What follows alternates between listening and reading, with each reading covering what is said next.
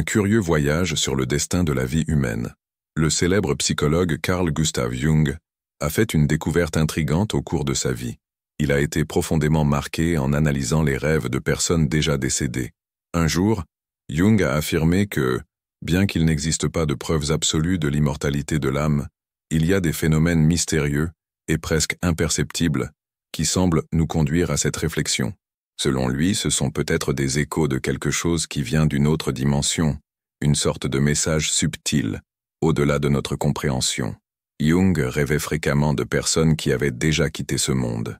Le plus curieux est que ces rêves ne lui étaient pas exclusifs. Ses patients et ses élèves en avaient aussi souvent. Ces expériences nocturnes portaient un contenu bien au-delà du simple produit de l'esprit subconscient. Jung est même allé jusqu'à suggérer que, à travers ses rêves, quelque chose d'inconnu et de profond tentait de communiquer. Un avertissement prémonitoire. Au milieu des années 40, Jung fit un rêve qui le marqua profondément. Il rentrait chez lui en train, fatigué comme d'habitude, quand il fut pris d'une angoisse soudaine. L'image qui se forma dans son esprit était celle d'un homme qui se noyait. Une sensation inquiétante le domina, comme si une voix intérieure tentait de l'alerter de quelque chose de terrible. Même en descendant à la gare, le poids de cette vision ne le quitta pas. En arrivant chez lui, il vit ses petits-enfants jouer dans le jardin, mais il remarqua une expression de tristesse sur leur visage. En demandant ce qui s'était passé, il découvrit que son plus jeune petit-fils était tombé à l'eau et avait failli se noyer. Il n'avait été sauvé que parce que son frère aîné se trouvait à proximité au moment exact où Jung avait eu ce sentiment étrange dans le train. Cet épisode fit profondément réfléchir Jung. Plus tard, il déclara « Si mon inconscient peut m'informer d'événements réels, peut-être peut-il aussi me parler de réalités encore plus grandes, comme l'existence de l'âme, plus que de simples rêves. » Ces événements ne furent pas isolés. À une autre occasion, Jung rêva d'une maison illuminée, remplie d'invités. Parmi eux, il vit sa sœur décédée marcher bras dessus bras dessous, avec une femme qui lui semblait familière, mais dont il ne parvenait pas à se rappeler l'identité. Quelques jours plus tard, il apprit qu'une amie proche était décédée, exactement celle qu'il avait vue dans son rêve. Jung n'a jamais cherché à créer des explications forcées. Il ne cherchait pas de preuves définitives. Il se demandait simplement, peut-être que ce que nous appelons irrationnel n'est que quelque chose que nous ne comprenons pas encore. Ses rêves restaient avec lui, non comme de simples souvenirs, mais comme quelque chose qui semblait porter une signification plus profonde, comme si une présence invisible tentait de transmettre un message important dans un langage que nous ne maîtrisons pas encore. Dans un autre souvenir marquant, une élève âgée de Jung raconta un rêve vécu peu avant sa mort. Dans ce rêve, elle était dans une salle de classe, entourée d'amis déjà décédés. Tous étaient là, en silence, l'observant simplement, avec attention et attente. Cette image donna à Jung le sentiment que peut-être de l'autre côté, il y a vraiment un public invisible, observant notre passage dans la vie. Jung raconta également un rêve avec un ami décédé quelques semaines auparavant. Dans le rêve, l'ami était assis dans un jardin, conversant joyeusement avec un inconnu sur la psychologie, un désir que, de son vivant, cet ami avait toujours eu, mais n'avait jamais réussi à réaliser. Jung fut impressionné par le réalisme et la netteté de l'expérience et commença à se demander « Et si les désirs non réalisés continuaient à résonner d'une manière ou d'une autre, même après la mort ?» Dans un autre épisode impressionnant, alors qu'il méditait seul chez lui, Jung eut l'impression de voir son ami décédé entrer dans la pièce, l'appelant silencieusement à le suivre.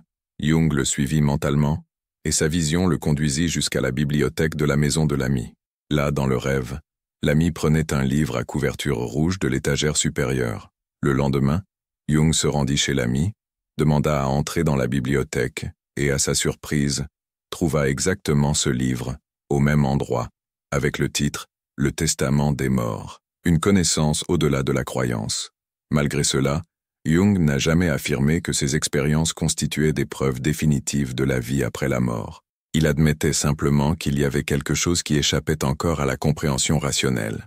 Après une grave crise cardiaque en 1944, Jung a vécu ce qu'il a décrit comme son expérience la plus transformatrice. Il s'est vu hors de son corps, flottant dans l'espace, regardant la terre qui brillait comme un bijou bleuté. La sensation de liberté et de paix était indescriptible. Il s'approcha d'un ancien temple, sculpté dans la pierre, mais avant qu'il ne puisse en franchir les portes, un médecin, le même qui le traitait à l'hôpital, apparut enveloppé d'une lumière dorée et lui dit sans mots, que ce n'était pas encore l'heure de partir. Jung fut doucement éloigné de ce seuil de mystère et se réveilla dans son lit d'hôpital. Après cet épisode, Jung dit avec sincérité « Je ne crois pas en Dieu, je sais simplement qu'il existe ». Jusqu'à ce moment, il n'avait jamais parlé publiquement de la vie après la mort, car il considérait ne pas avoir de preuves scientifiques. Mais cette expérience a tout changé. Carl Gustav Jung est décédé des années plus tard, mais jusqu'à la fin de sa vie, il a conservé l'intime certitude que la mort n'est pas la fin. Au lieu de cela, ce n'est qu'un passage vers une réalité bien plus vaste, que notre esprit, pour l'instant, ne touche que brièvement à travers les rêves, les signes et les messages subtils de l'inconscient. Invitation à la réflexion. En explorant les récits et les rêves de Carl Gustav Jung, nous réalisons qu'il y a bien plus entre le ciel et la terre que ce que notre raison est capable de comprendre. Peut-être la vie nous envoie-t-elle des signaux silencieux, de petits indices que l'existence continue, même lorsque nos yeux physiques se ferment pour toujours. Ce que Jung nous enseigne, c'est que nous devons être attentifs. L'inconscient, les rêves et les synchronicités peuvent être des portes vers une connaissance plus profonde de qui nous sommes et où nous allons. Si ces histoires ont touché votre cœur et éveillé votre curiosité sur le mystère de la vie après la mort, laissez votre commentaire. Avez-vous déjà eu un rêve ou une expérience qui a semblé être un message d'outre-tombe? Aimez cette vidéo, partagez-la avec quelqu'un qui cherche aussi des réponses. Et si vous voulez plus de contenu comme celui-ci, abonnez-vous à la chaîne et activez la clochette pour ne pas manquer les prochains sujets sur la spiritualité, la conscience et les mystères de l'existence.